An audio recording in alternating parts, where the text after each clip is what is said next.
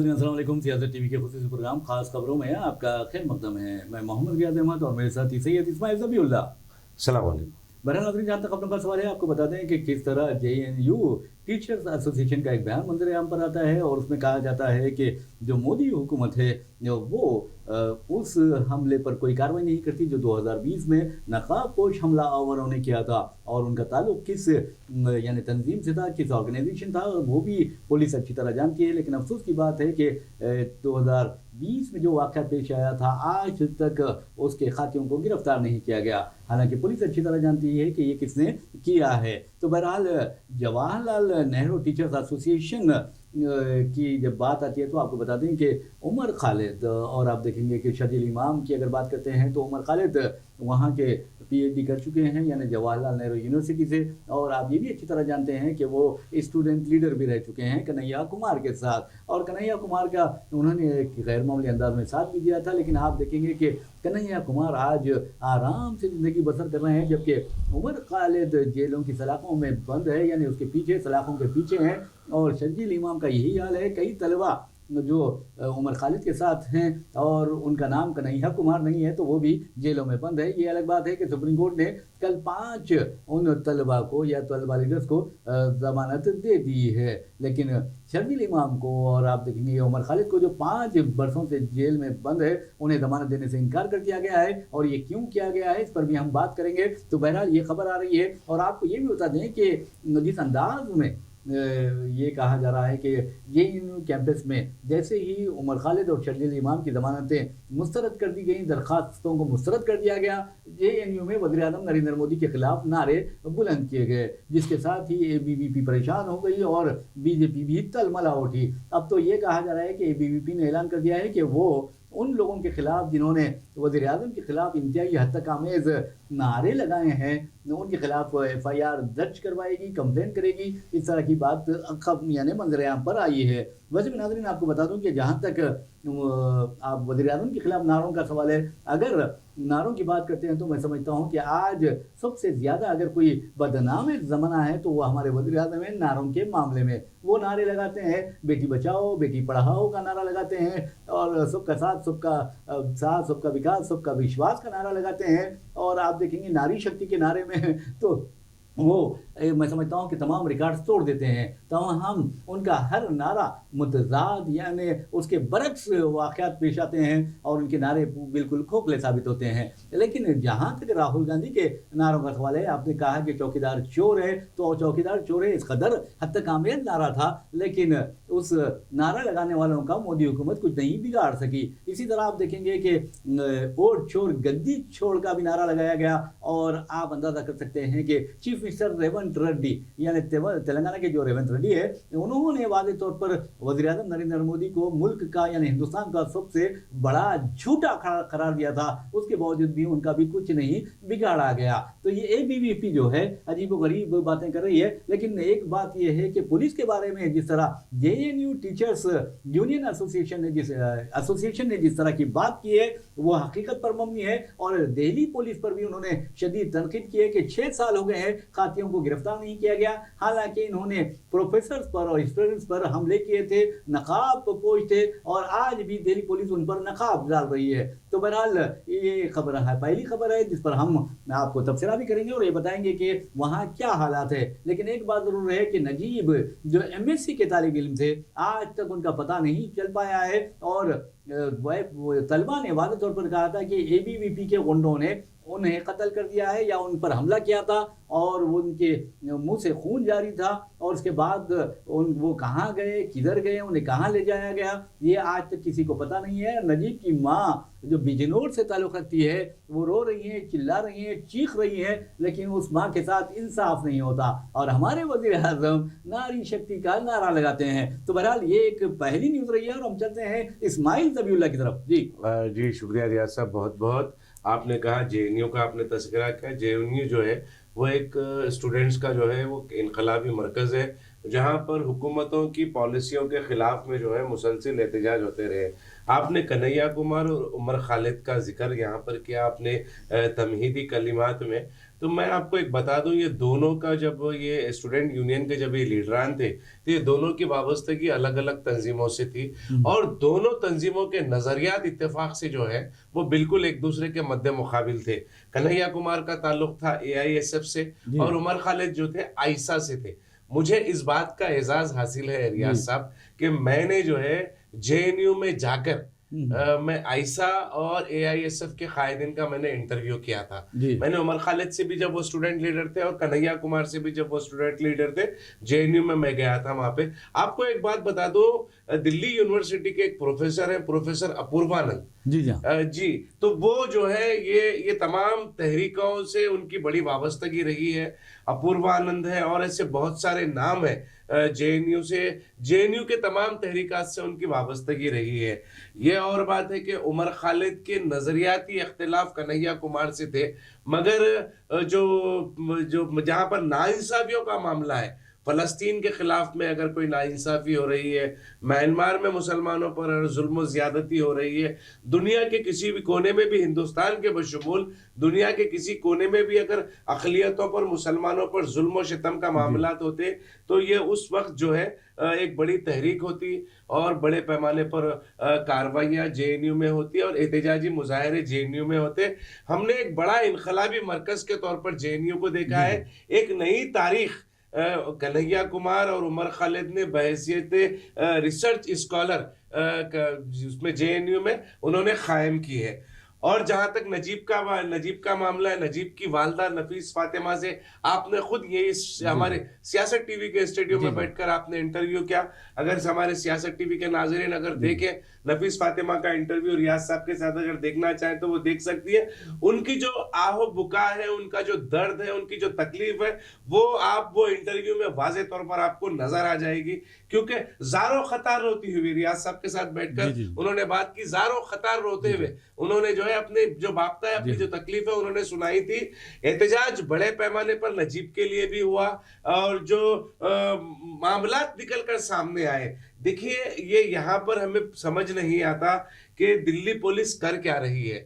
دلی police دیکھیے، آپ 2020 کے دلی فسادت کا معاملہ آتا ہے تو تحقیقات کے نام پر جیلوں میں ٹھوس دیا جاتا ہے نوجوانوں کو، چارج شیٹ داخل نہیں کرتے، 5 سال کا عرصہ گزر جاتا ہے، فرد جرم ثابت کرنے میں ناکام ہو جاتی ہے، 5 سال کا عرصہ گزر جاتا ہے، 7 سال سے 8 سال کا سے زائد کا عرصہ گزر گیا ہے نجیب کی اگر کم سے کم مر چکا ہے تو اس کو اطلاع تو دے دو کہ میں ماں باپ کو، کہ وہ اطمینان میں آ جائے۔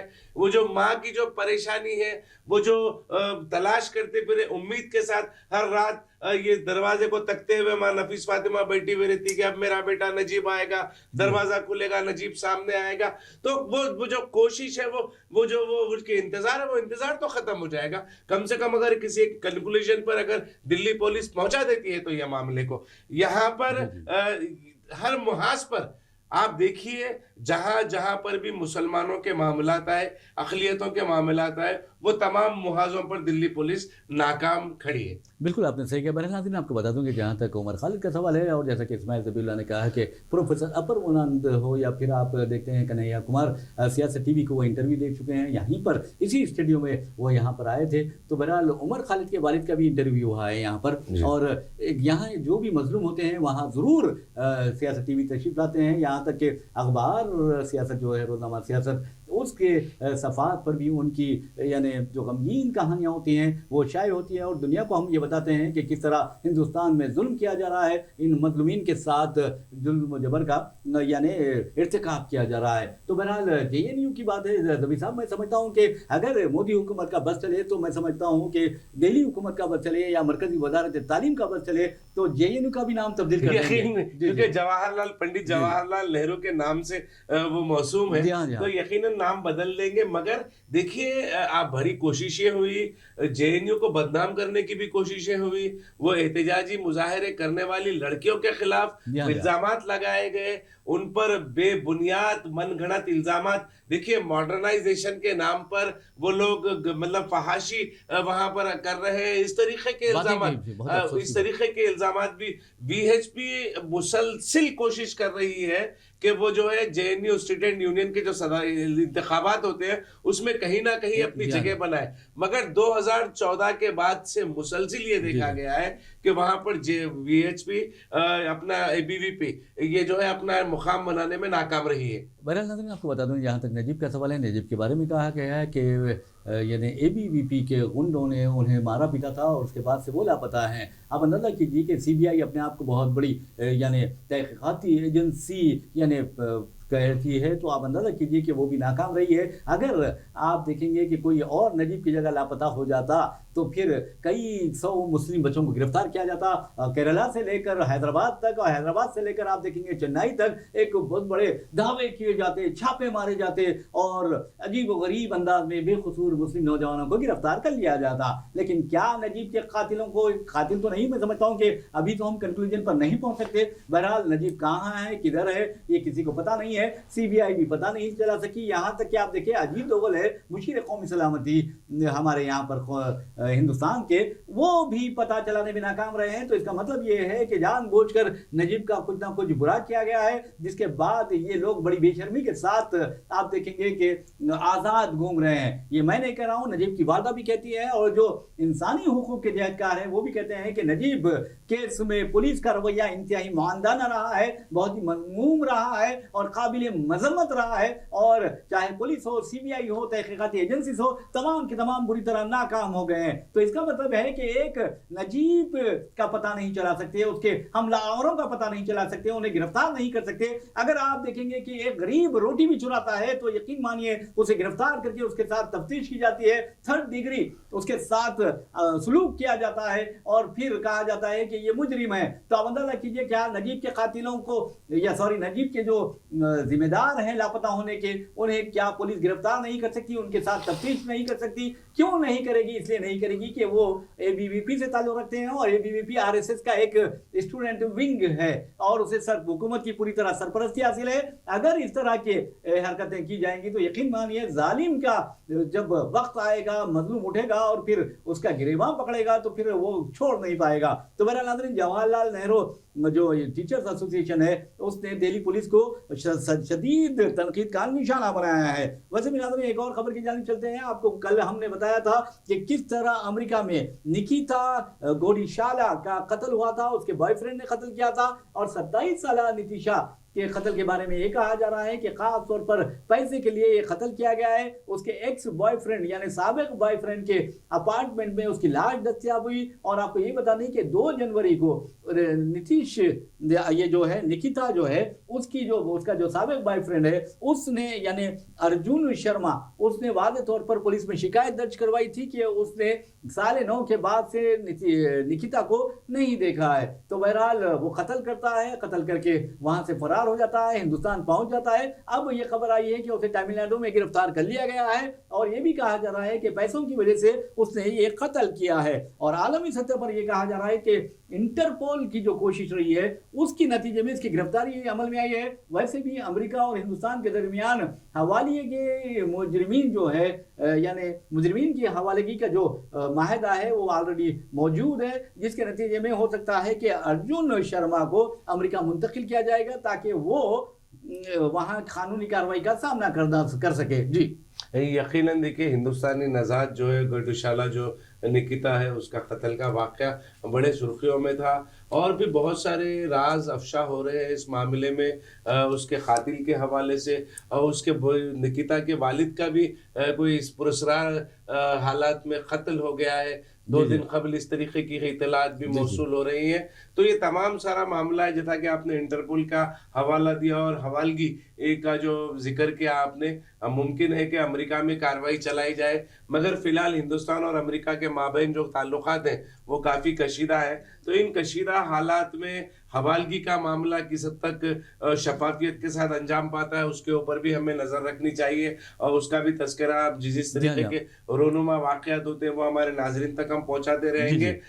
مگر جس قسم کے حالات سفارتی تعلقات ہوں، تجارتی تعلقات ہوں، جو بائیلیٹرل جو تعلقات ہیں جی جی وہ جو تعلقات میں کہیں نہ کہیں کمی امریکہ اور ہندوستان کے مابین صاف طور پر دکھائی دے رہی ہے۔ برے ناظرین، جس طرح تجارتی معاہدے کی بات اسماعیل صبری اللہ نے کی ہے، آپ دیکھیں گے کہ ہندوستان چاہتا ہے کہ کسی نہ کسی طرح امریکہ کے ساتھ تجارتی معاہدہ ہو جائے، لیکن آپ نے دیکھا کہ کل کس طرح ڈونالڈ ٹرمپ نے کس انداز میں ہندوستان کو دھمکی دی ہے، اور اس دھمکی کے بعد تو میں سمجھتا ہوں کہ مودی حکومت کو سنبھل جانا چاہیے۔ مائی فرینڈ کا جو نعرہ مودی لگاتے ہیں، آگے بڑھ کے گلے لگا لیتے ہیں، اس سے بھی گریز کرنا چاہیے، کیونکہ آپ دیکھیں گے کہ ہمارا بھی کوئی مقام ہے، ہماری بھی کوئی عزت ہے، ہم ہندوستانی ہیں، اور ہندوستان کوئی معمولی ملک نہیں ہے، ہندوستان ایک عظیم ملک ہے، سب سے بڑا کنزیومر مارکیٹ ہے، اور اس کے باوجود بھی اگر ہم ٹرمپ کو خوش کرنے کی کوشش کرتے ہیں، جیسا کہ ٹرمپ نے کہا کہ مودی چاہتے تھے کہ مجھے خوش کریں، تو آپ کس طرح خوش کریں گے مودی جی؟ یہ سوچنے والی بات ہے، اور اپوزیشن جماعتوں نے واضح طور پر کہا ہے کہ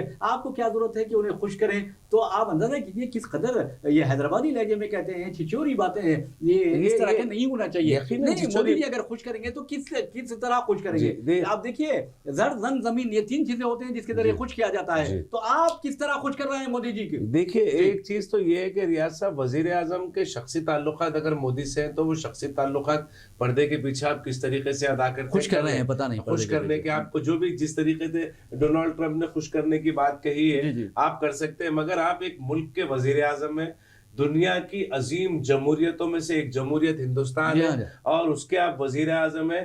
150 کروڑ ہندوستانیوں کا وقار، عزت جو ہے وہ آپ کی ذمہ داری ہے ان کو نبھانے کی، اور اس کو برقرار رکھنے کی، اس کو بچانے کی، اس کا ادب و احترام کرنے کی۔ تو 150 کروڑ ہندوستانیوں کے وزیر اعظم کی حیثیت سے اگر آپ مودی کو خوش کر رہے ہیں تو پھر یہ قابل افسوس بات ہے۔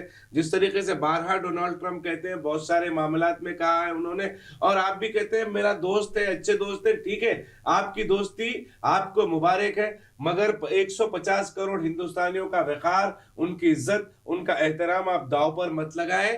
آپ اگر کیا، جیسا کہ ریاض صاحب نے کہا، کس انداز میں خوش کرنا چاہتے ہیں، خوش کرنے کے بہت سارے طریقے ہیں، اور ناظرین کو بھی معلوم ہے بہت سارے طریقے ہیں، تو وزیر اعظم نریندر مودی بتا دیں کہ وہ کس طرح ڈونالڈ ٹرمپ کو خوش کرتے ہیں۔ لیکن وزیر اعظم نریندر مودی کے بارے میں کہا جاتا ہے کہ خوش کرنے کے جو فارمولے ہیں انہیں پتہ نہیں ہے، لیکن میں تو اس سے اتفاق نہیں کرتا، کیونکہ ٹرمپ کہہ رہے ہیں کہ مودی خوش کرنا چاہتے تھے، تو کس طرح خوش کرنا چاہتے تھے؟ یہ تو سوچنے والی بات ہے۔ ٹرمپ نے ایک نئی فکر دی ہے اپوزیشن قائدین کو کہ ان سے سوال کیا جائے کہ آخر وہ کس طرح خوش کر رہے تھے، کیا امت شاہ جس طرح خوش کرتے ہیں اس طرح خوش کر رہے تھے یا کچھ اور انداز میں خوش کر رہے تھے؟ یہ سوچنے والی بات ہے، کیونکہ امت شاہ کے بارے میں بھی کہا جاتا ہے کہ مودی جی کو بہت خوش کرتے ہیں اپنی حکمت عملی کے ذریعے۔ میرا کہنے کا مطلب یہ تھا۔ تو میرے ناظرین، اب مودی جی کس طرح خوش کر رہے ہیں امریکی صدر کو، یہ ایک سوال ہے، اور یہ سوال سارے ہندوستان میں گردش کر رہا ہے۔ اس کے علاوہ آپ کو یہ بھی بتا دیں کہ جہاں تک اپوزیشن جماعت ہے، چاہے وہ کانگریس ہو، عام آدمی پارٹی ہو، اس نے واضح طور پر سوال کیا ہے کہ مودی جی کو اس سلسلے میں وضاحت کرنی چاہیے، اپنا منہ کھولنا چاہیے، کچھ بولنا چاہیے، لیکن مودی جی ہے کہ خاموشی اختیار کرتے ہیں۔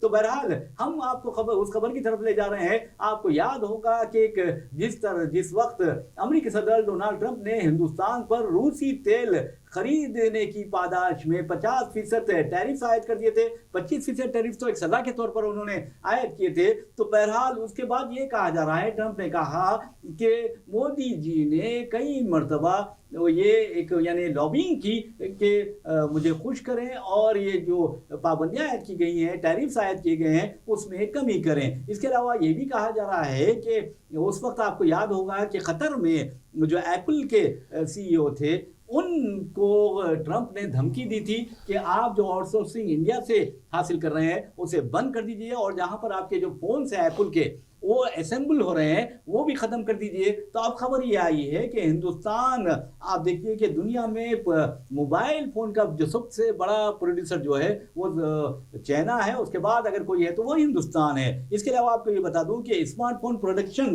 جو انڈیا میں کر رہی ہے، یعنی یہاں کا جو ہے، وہ آپ کو بتانا ضروری ہے کہ اس مرتبہ سال 2025 میں تقریباً $50 ارب کے 50 بلین ڈالرز کے ایپل فون ہندوستان نے ایکسپورٹ کیے ہیں۔ یہ کوئی معمولی بات نہیں ہے۔ اب دیکھنا یہ ہے کہ ٹرمپ اس بارے میں کیا کرتے ہیں۔ دیکھیے ریاض صاحب، مینوفیکچرنگ کا معاملہ ہو یا پھر کنزمپشن کا معاملہ ہو، कंज्यूमिंग कैपेसिटी भी हिंदुस्तान की बहुत है, 150 करोड़ आबादी है। जी जी और सारा जो आलमी मार्केट जो है जी जी। वो जो हिंदुस्तान की तरफ मुतवज्जे इसी वजह लेबर से सस्ता है ना। लेबर सस्ता है और मुतवज्जे इस तरफ इसीलिए हो रहा है कि हमारे पास जो है हर गरीब से गरीब घर में भी स्मार्टफोन का जो है इस्तेमाल जी। जो है वो एक कॉमन बात है, एक मामूली बात है, मामूल का मामला है। और कंज्यूमिंग के मामले में भी कंज्यूमर्स जो है हिंदुस्तान में ज्यादा है, मैन्युफैक्चरिंग के यूनिट्स जो है हिंदुस्तान में ज्यादा है, लेबर सस्ता है और फिर लेबर तबका जो है बड़ी आबादी है यहाँ पर। डोनाल्ड ट्रंप अगर चाहे, देखिए अब फिलहाल जो है हिंदुस्तान की गलत खारिजा पॉलिसी के नतीजे में जो है हम ये टैरिफ का जो हमारे सर बोझ पर है। जो तलवार लटक रही है, बोझ है, वो गलत खारिजा पॉलिसियों का नतीजा है। जी जी आप दो टोक अंदाज में, जैसा कि हमने देखा सारी दुनिया रोक रही थी मगर इंदिरा गांधी ने हमला किया था। जी हाँ जी हाँ। याद रख लो, आप देखिए, आप मुल्क के मफादात में अगर सोचने वाले हैं, अपने दोस्तों के बारे में सोचना छोड़ दें। वजीर आजम नरेंद्र मोदी और मैं अमित शाह से ये कहूंगा कि आप अपने जो दोस्त हैं, सरमायादार दोस्त हैं, उनके मफादात को छोड़कर अगर मुल्की मफादात पर सोचना शुरू कर देंगे तो फिर इंदिरा गांधी के वैसा बोल्ड स्टेप आप ले सकेंगे। अमेरिका के रोकने के बावजूद भी हमला किया और पाकिस्तान को दो टुकड़े कर दिया। अभी भी आपके पास मौका है, आप किसी से डरे घबराए मत। हिंदुस्तान की 150 करोड़ आवाम जो है वो वजीर आजम के उस फैसले के साथ खड़ी रहेगी जो मुल्क के मफाद में लिया जाएगा। और वैसे भी मफाद में की बात करते हैं तो आप देखें, राहुल गांधी से पूछिए कि मुल्क के मफाद का तहफ़्फ़ुज़ हो रहा है या नहीं है, अपोजिशन से पूछिए, इवन अमेरिकी कांग्रेस से पूछिए कि हिंदुस्तान की जो ज़मीन है, एक एक इंच की ज़मीन के बारे में वज़ीर आज़म कहते हैं कि हिंदुस्तान की एक इंच ज़मीन पर भी चीन ने कब्जा नहीं किया है, जबकि आप अंदाज़ा कर सकते हैं कि कई एक किलोमीटर तक हिंदुस्तान में वो दाखिल हो चुका है। और बाज़ाब्ता तौर पर ये राहुल गांधी ने बात कही है और जो अपोजिशन कायदीन है वो भी इसी तरह की बात करते हैं। यहाँ तक कि अरुणाचल प्रदेश के कई देहातों के नाम भी चीन ने बदल दिए हैं, यहाँ तक कि वहाँ शहर भी कायम कर लिए हैं। और ये हाल हो गया। एक कल की खबर है, गलवान में नए तामीरात का सैटेलाइट फुटेज जो है ट्विटर पर एक अमेरिकी डिफेंस माहिर ने ट्विटर पे शेयर किया। गलवान में नई तामीरात, नई इमारतों की तामीर चीन कर रहा है गलवान में। आप देखिए, आप क्या, गलवान जो है हमेशा से हसास इलाका रहा है। आपने इससे कबल भी इस मौजू पर बहस करते हुए बहुत ही जज्बाती अंदाज में आपने कहा था रियाज साहब, मैं फिर कह रहा हूं कि हमारे शहीद जवानों के सर काटकर चीनी फौज ने वहां से भेजे थे। गलवान को हम कभी फरामोश नहीं कर सकते, कभी फरामोश नहीं कर सकते। आप छोड़ दें, हिंदुस्तानियों को इजाजत दे दें, हिंदुस्तानी घुसकर गलवान से जो है वहां से पूरे खदेड़ कर चाइना। आप दरअंदाजी की बात करते हैं, बांग्लादेश, मगरबी बंगाल के इंतखाबी जो मफादात के लिए जो है आप बांग्लादेशियों की दरअंदाजी की बात करते हैं। गलवान में नए तामीरात अगर चीन करा रहा है तो उसकी बात आपकी जबान पर नहीं आती। अफसोस है ऐसे वजीर आजम। मैं समझता हूँ कि शर्म की बात है। और वैसे भी नाज़रीन आपको बता दूं कि वज़ीर आज़म नरेंद्र मोदी बार बार ये कह रहे हैं कि एक इंच ज़मीन पर, यानी हिंदुस्तानी ज़मीन पर चीन ने कब्जा नहीं किया है, जबकि सैटेलाइट इमेजेस से पता चलता है कि किसने कब्जा किया है, कितने किलोमीटर तक कब्जा किया है, कितने किलोमीटर तक उसने दरअंदाजी की है। और आप अंदाजा कीजिए, वादी गलवान की अगर बात करते हैं तो आपने देखा कि किस तरह वादी गलवान में हमारे कम अज कम 20 जो सिपाही थे वो शहीद हुए, जिसमें तेलंगाना के भी और आपको ये बता दें कि बिहार के भी फौजी शामिल है। लेकिन एक बात जरूर है कि गलवान के सिलसिले में हमारे वजीर आजम नरेंद्र मोदी सख्त मौक़िफ़ इख्तियार करने के बजाय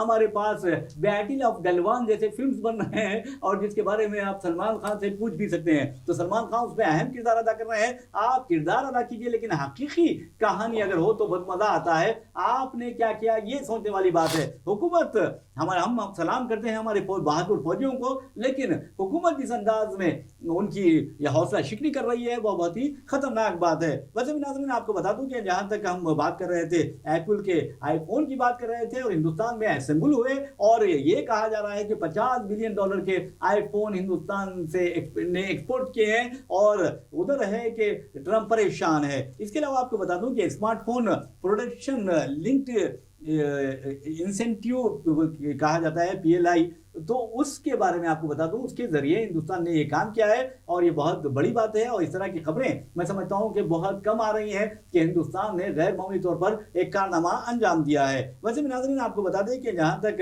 امریکہ کا سوال ہے اور امریکہ کے پاس تو ہم بعد میں جائیں گے, لیکن پڑوسی ملک کے بارے میں جس طرح اسماعیل ذبیح اللہ نے یاد دلایا ہے بنگلہ دیش کے بارے میں, تو اس سے پہلے ہم آپ کو بتاتے ہیں کہ اسماعیل ذبیح اللہ اندرا گاندھی کو بہت زیادہ یاد کرتے ہیں اور یاد بھی کیا جانا چاہیے کیونکہ وہ ایک آئرن لیڈی تھی, حقیقت میں آئرن لیڈی تھی. اور آپ کو یہ بتا دوں کہ برطانیہ کی سابق وزیر اعظم مارگریٹ تھیچر کے بارے میں بھی یہی کہا جاتا ہے کہ وہ آئرن لیڈی تھی, یعنی خاتون آہن کہا جاتا ہے وہ تھی. لیکن آپ کو بتا دوں کہ اندرا گاندھی میں اور مودی میں کیا فرق ہے آپ کو اندازہ لگ جائے گا. آپ اندازہ کیجئے کہ مودی جی اگر کسی بیرون ملک جاتے ہیں تو یقین مانیے کہ وہاں جو مہمان ہوتا ہے, ان کا میزبان جو ہوتا ہے, وہ اس کی طرف تیزی سے لپکتے ہیں اور لپک کے آپ دیکھیں گے کس طرح جھپکتے ہیں, مینس بغلگیر ہوتے ہیں. یہ مودی جی کا دیکھ لیجئے. اور دوسری اہم بات یہ ہے کہ جب عالمی قائدین ملتے ہیں تو مودی جی کس طرح سے ملاقات کرتے ہیں. یعنی یاد رکھیں ہم ہندوستانی ہیں اور ہندوستانی بڑے فخر سے کسی چیز کا بھی مقابلہ کر سکتا ہے اور احساس کمتری کسی ہندوستان کو چھو کر بھی نہیں جا سکتی.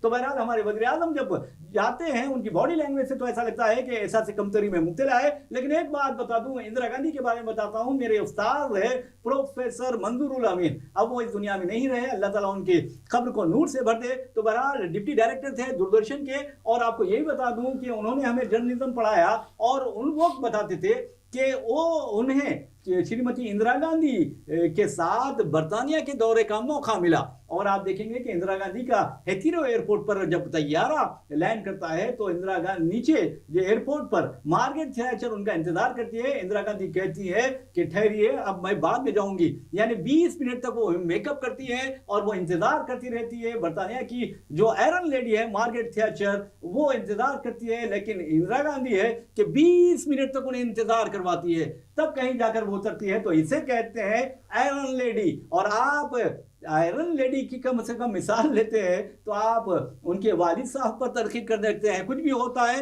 پنڈت جواہر لال نہرو نے ایسا کیا, کچھ بھی ہوتا ہے فلاں ان کی وجہ سے ناکامی ہوئی. ارے میرے بھائی 11 سال سے آپ حکومت کر رہے ہیں, چین اپنے اراضی پر قبضہ کر رہا ہے, در اندازی کر رہا ہے, بنگلہ دیش کے عجیب و حالات ہیں, پاکستان آپ کو بار بار پریشان کر رہا ہے اور آپ ہیں کہ خاموش بیٹھے ہیں.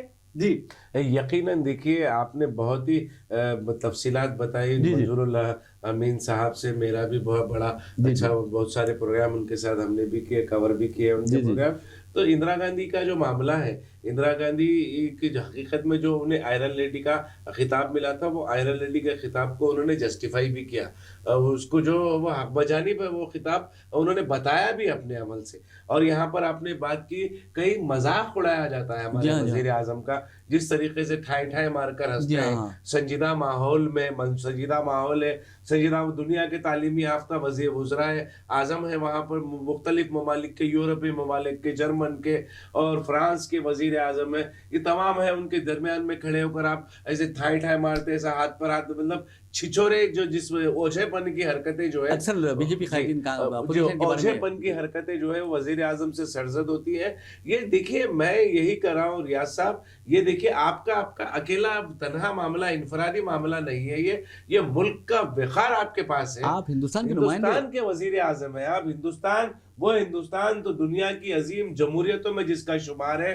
لوگ ہندوستان کی جمہوریت کو دیکھ کر مثال بناتے ہیں, ہندوستان کے آئین کو لے کر جو ہے وہ تعجب کرتے ہیں کہ وہ کس طریقے سے یہ آئین بنایا گیا. اتنے اقوام کے لوگ یہاں پہ رہتے ہیں, اتنے ہر 300 کلومیٹر میں یہاں پر لسانی تہذیب بدل جاتی ہے. تو وہ اس ماحول میں کسی ایک گلدستے کے طور پر اس کو سجایا گیا ہے. ساری دنیا 2014 سے پہلے تک جو ہے ہندوستان کو بڑا خوبصورت اور ہما لسانی, ہما جہتی, ہما قومی جو ملک سمجھتی تھی, وہ جو ہے اب آج وزیر اعظم کی ناکام خارجی پالیسیوں سے اور داخلی پالیسیاں جو ہے جس میں ہندو مسلمان نفرت کا ماحول پیدا کیا جا رہا ہے, اس کو روکنے میں ناکامی کے حوالے سے ہندوستان کی شبیہ کو بڑے پیمانے پر نقصان پہنچانے کا کام وزیر اعظم نریندر مودی اور بی جے پی نے کیا ہے. نہیں کرنا چاہیے. بہرحال میں ناظرین آپ کو بتا رہا تھا کہ ایپل آئی فون کے بارے میں بتا رہا تھا کہ تقریباً $50 بلین डॉलर्स के एप्पल आईफोन एक्सपोर्ट किए गए हैं। और फिर हम बांग्लादेश की बात करते हैं तो आपको बता दें कि बांग्लादेश हिंदुस्तान का बहुत ही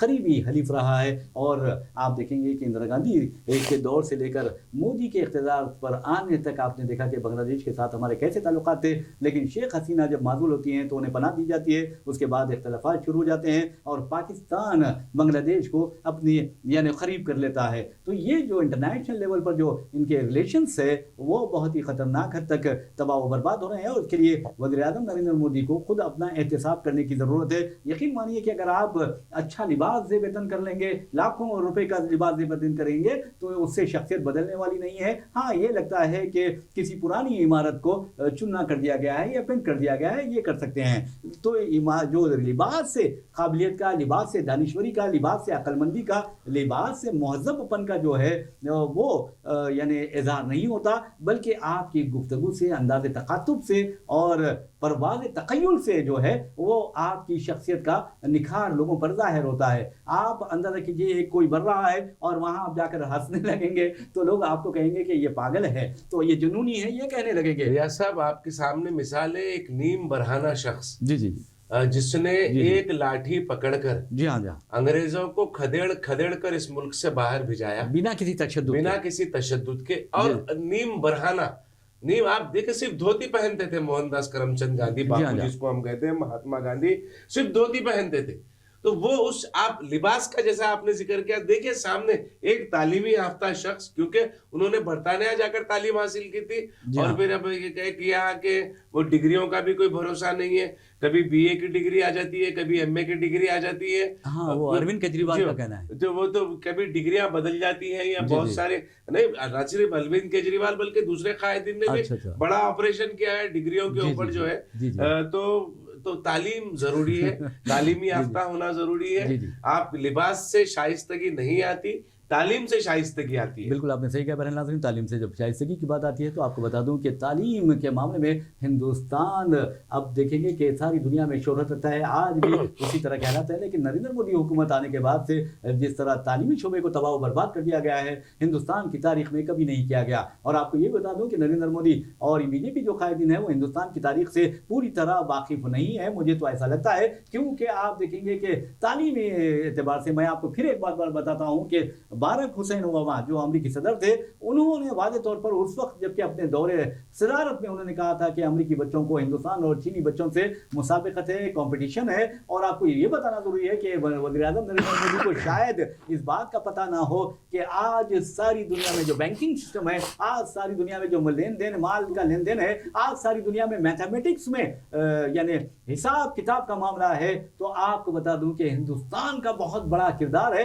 और हिंदुस्तान ने सारी दुनिया में सिफर, जिसे हिंदी में शून्य कहा जाता है, वो मुतारिफ करवाया था और अरबों ने उसे सारी दुनिया में फैलाया था। तो ये है हिंदुस्तान की तारीख। और आप अंदाजा कर सकते हैं कि हिंदुस्तान तालीम का मरकज हुआ करता था। उसी तरह जिस तरह बगदाद में हाउस ऑफ विजडम यानी आप देखेंगे हिकमत का जो दारुल हिकमा हुआ करता था, वहां पर मुख्तलिफ किताबों के तर्जुमे होते थे और संस्कृत के जो हमारे पास किताबें होती थी, इस्माइल साहब आप देखेंगे कि तर्जुमे वहां होते थे। यकीनन देखिए, आप ये निसाब बदल दिया गया है। ये जितने भी बीजेपी के आला और निचली सतह के कायदीन हैं, तमाम के तमाम व्हाट्सएप यूनिवर्सिटी के स्टूडेंट्स हैं। देखिए इसी वजह से हिंदुस्तान की तारीख से इनको वाकफियत नहीं है।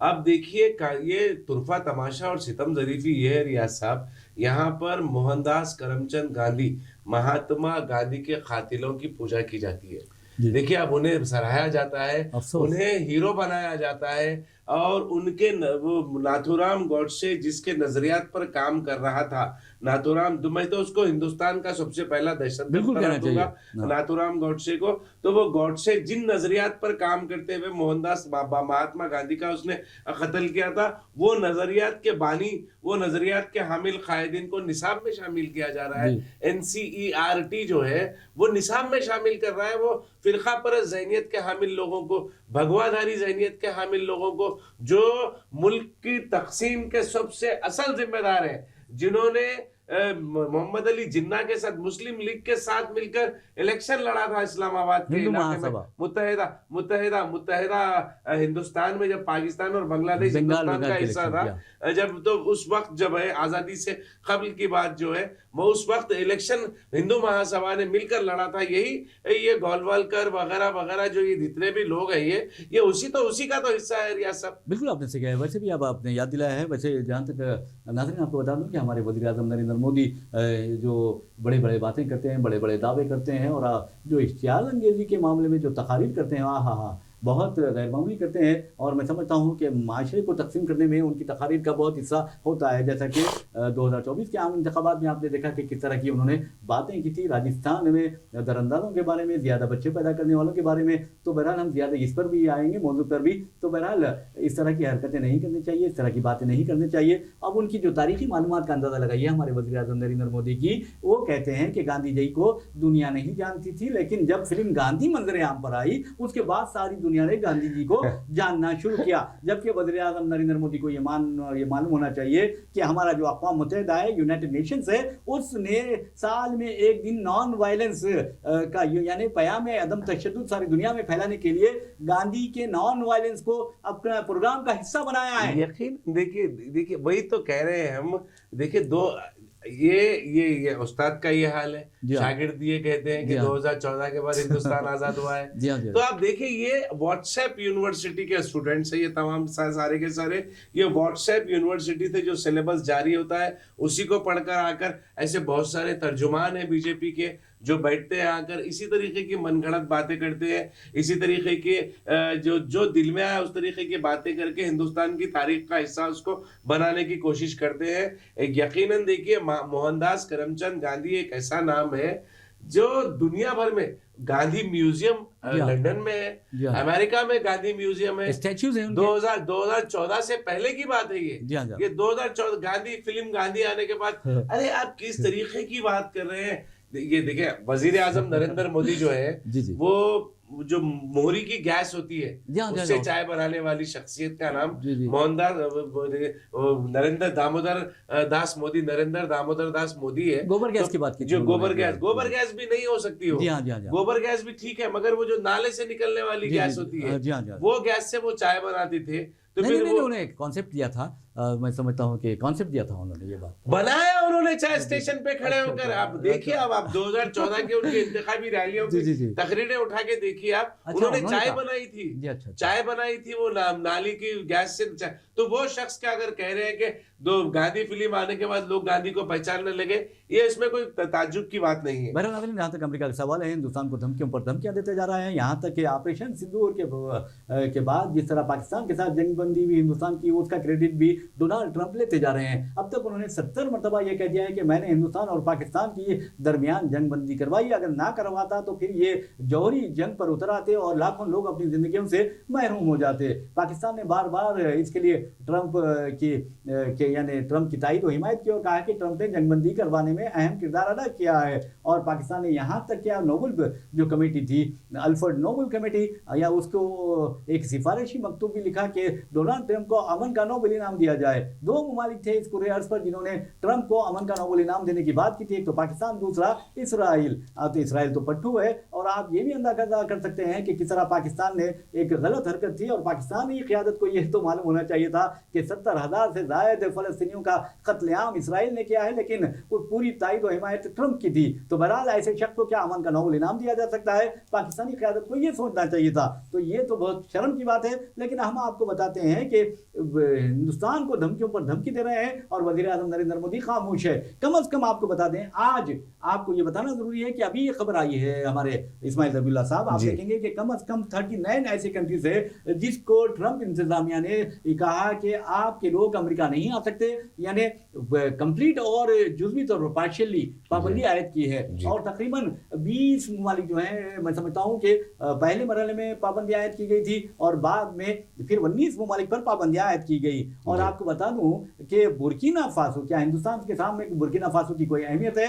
बुर्किना फासो ने टिट फॉर टैट यानी ईंट का जवाब पत्थर से देते हुए अमरीकियों के सफर बुर्किना फासो पर पाबंदी आयद कर दी है और कहा कि हम अमरीकियों को वीजा नहीं देंगे। दूसरी तरफ आपको बता दूं कि माली कितना गरीब मुल्क है, ये अफ्रीकी मुल्क, और वो भी उसने भी ऐलान कर दिया है कि हम अमरीकियों के वीजे पर पाबंदी आयद करते हैं। और तीसरा मुल्क आपको बता दूं कि जिस तरह ये कोशिश हो रही है उसमें एक और अफ्रीकी मुल्क भी शामिल हो गया है, और वो अफ्रीकी मुल्क वो धमकियां दे रहा है कि हम ट्रंप को जो है वो यानी विजे नहीं देंगे अमेरिकियों को, इस तरह की बात की है। तो हमारे वज़ीर आज़म, ये हिंदुस्तान है, कोई मामूली बात नहीं है। हमारी जो हिंदुस्तान की रियासत सिर्फ हैदराबाद दक्कन की बात करते हैं या तेलंगाना की बात करते हैं तो ये जो गरीब ममालिक है उसका भी मुकाबला नहीं कर सकते। यकीनन देखिए रियाज साहब, यहाँ पे हम बारहा कह रहे हैं कि खराब खारिजिया पॉलिसी का नतीजा है। वेनेजुएला पर डोनाल्ड ट्रंप का हमला, वेनेजुएला के सदर को बेडरूम से उठा कर लेकर अमेरिकी फौज चले जाती है, इतना काम करते हैं। तो आप देखिए उसके बाद फिर फौरी जो तौर पर आपको धमकी दी जाती है, वजीर आजम नरेंद्र मोदी को इस बात की धमकी दी जाती है कि आप इमीडिएटली जो है जिन चीज़ों का हुक्म दिया गया आपको उस पर अमल करें, वरना फिर आपके ऊपर मजीद 25% टैरिफ बढ़ा दी जाएगी। अक़वाम मुत्तहिदा की सलामती काउंसिल का इजलास हुआ, इजलास में जो है वेनेजुएला पर जो हमला हुआ वो हमले की सख्त मजम्मत की गई। उसमें Brazil, China, Colombia, Cuba, Eritrea, Mexico, Russia, south Africa, Spain, इन ममालिक ने बाज़ाब्ता तौर पर जो है अमेरिका की मजम्मत की, अमेरिका की जारहियत की। अमेरिका की जारहियत के खिलाफ आप जबान नहीं खोल सक रहे हैं यहाँ पे, किस बात का डर है? ऐसी कौन सी फाइलें जो है डोनाल्ड ट्रंप के पास रखी हुई है जिसको बताकर आपको ब्लैकमेल कर रहा है और वो खामोश हो रहे हैं? ऐसी क्या कमजोरियां जो है वजीर आजम नरेंद्र मोदी की डोनाल्ड ट्रंप के पास है जिसकी वजह से आप परेशान हैं? वो कमजोरियां सामने आवाम की आ जाएंगी। ऐसी क्या मजबूरी है जो आप खामोश तमाशाई बने हुए? आप भी इन मुमालिक का जिनके ऊपर आपने जिक्र किया है, जिन्होंने टैरिफ आयद किए, जिन्होंने अमरीकियों को वीजा देने से इनकार कर दिया है, इस तरीके के इक़दाम अगर आप नहीं कर सकते तो ठीक है, ताल्लुकात आपके कदीम है, दोनों मुमालिक ताकतवर है, दोनों मुमालिक न्यूक्लियर है, इसको चीज को हम समझ सकते हैं। मगर जो सवालात, जो बातें डोनाल्ड ट्रंप कर रहे हैं उसका आप जवाब तो दे सकते हैं, कम से कम जबान तो हिला सकते हैं। आप आपकी जबान नहीं हिल रही है। आप मगरिबी बंगाल कलकत्ता में खड़े होकर दरअंदाजों के ऊपर बुलंद दावे करते हैं, मुल्क को तकसीम करने की बातें करते हैं, आप हिंदू मुस्लिम नफरत फैलाते हैं, आप दरअंदाजी के हवाले से बांग्लादेश को निशाना बनाने की बात करते हैं आप। लेकिन डोनाल्ड ट्रंप जो इल्जामात आप पर लगा रहे हैं, डोनाल्ड ट्रंप जो आपको चैलेंज कर रहे हैं, डोनाल्ड ट्रंप ये कह रहे हैं कि मेरे को खुश करने की कोशिश कर रहे हैं, वो तमाम चीजों पर आपकी जबान नहीं खुल रही है और आप एक लफ्ज बोलने से खासिर है। बिल्कुल आपने कहा है। वैसे भी नाज़रीन आपको बता दूं कि जहाँ तक 3 मुल्कों का सवाल है, इंतहाई गरीब ममालिक है, अफ्रीकी ममालिक है, एक तो नाइजीरिया है, दूसरा बुर्किना फासो है और तीसरा माली है। ये ममालिक को वो के जो हुक्मरान हैं या हुकूमतें हैं वो अमरीकियों के ऊपर पाबंदी आयद करती है, विज़ों पर पाबंदी आयद करती है। तो आप अंदाज़ा कीजिए कि किस तरह ये लोग अमेरिका के खिलाफ डटे हुए हैं। वैसे भी नाज़रीन जहाँ तक आप अंदाज़ा कीजिए कि तकरीबन 39 ममालिक पर ट्रंप ने जुज़वी तौर पर या मुकम्मल पाबंदी आयद कर दी थी। और हमारे वज़ीर आज़म है कि जो अहम मसाइल होते हैं उस पर गुफ्तगू करने के बजाय बांग्लादेश को धमकियाँ देते हैं, फलां मुल्क को धमकियाँ देते हैं। लेकिन क्या या खुद इस तरह का मामला खुद आप देखेंगे कि खुद रियासत तेलंगाना की असेंबली में भी पेश आ रहा है, कोई कुत्तों बिल्लियों की बात कर रहा है लेकिन रियाज इनकाउंटर के बारे में कोई आवाज़ नहीं कर रहा है। अरे मेरे भाई, कुत्तों बिल्लियों को छोड़िए, इंसानों को जिस तरह कुत्तों की तरह मारा गया है, निजामाबाद का इनकाउंटर केस है, वहाँ पर इंतहाई जालिमाना अंदाज में रियाज को यानी शेख रियाज का इनकाउंटर किया गया था, उसके बारे में असेंबली में बात नहीं हो रही। कुत्तों के भौंकने पर, कुत्तों के काटने पर बात हो रही है। बिजनौर पर बात कर लेते, कुत्ते काटने की बात करने के बजाय, कुत्ते और कमीनों की बात करने के बजाय, कबूतरों की बात करने के बजाय बिजनौर पर बात कर लेते, भैंसा पर बात कर लेते। करीमनगर में जो वाकयात रोनुमा हो रहे हैं, शुमाली तेलंगाना में जिस तेजी के साथ फिरका परस्ती फैल रही है, शुमाली तेलंगाना में जिस तेजी के साथ फिरका परस्त ताकतें अपने पैर फैला रहे हैं, उस पर अगर बात कर लेते जो है तो बहुत अच्छी होती, क्योंकि आपकी पहचान जो है मुसलमानों की नुमाइंदगी की हैसियत से है, जो उमूमी तौर पर होती नहीं। اسمبلی میں ہوتی نا اسمبلی کے نہیں باہر لیکن ہوتی. میں سمجھتا ہوں کہ اب نمائندگی ہونی چاہیے تو بالکل مثبت انداز میں ہونی چاہیے، ہر مسئلے کو کریدنا چاہیے، اس واسطے کہ آپ دیکھیے کہ بہت اہم مسئلہ تھا، اس بچے کو مار دیا گیا، شہید کر دیا گیا، انکاؤنٹر کیا گیا، اس کو کہا گیا کہ فلاں تھا، یہ تھا، وہ تھا. ارے میرے بھائی اگر یہ تھا وہ تھا تو آپ قانون کے ذریعے اس کے خلاف کارروائی کرتے، لیکن آپ نے کبھی یعنی حکومتوں کے بارے میں کر رہا بہت ہوں ساری چیزیں نکل کر سامنے آئی، انسپیکٹر کا لین دین، پیسوں کی تخلف کاریاں، رشوت ستانی کے معاملات، بہت سارے انکشافات ہوئے. اس کے اوپر ایک کم سے کم C B C I D enquiry کروا لیتے، سی آئی ڈی انکوائری کروا لیتے، یا پھر جوڈیشل جج جس طریقے کا مطالبہ تنظیموں نے کیا تھا، انسانی حقوق کی تنظیموں نے کیا تھا کہ بھئی جوڈیشل جو اس کی تحقیقات ہو جاتی ہے، سٹنگ جج سے وہ سارے معاملے کی تحقیقات کروا دیتی حکومت، شفاف معاملہ ہو جاتا، تحقیقات کی رپورٹ سامنے نکل کر آ جاتی. میرے بھائی بخار انکاؤنٹر کا جو کیس ہوا، ان کے ساتھیوں کے ساتھ جو کیس ہوا، ان کے ہاتھوں میں ہتکڑیاں، پیروں میں بیڑیاں تھیں، اور آپ اندازہ کیجیے کہ کوئی ہاتھوں میں ہتکڑی پیروں میں بیڑی رکھ کر کسی کو گولی چلا سکتا ہے.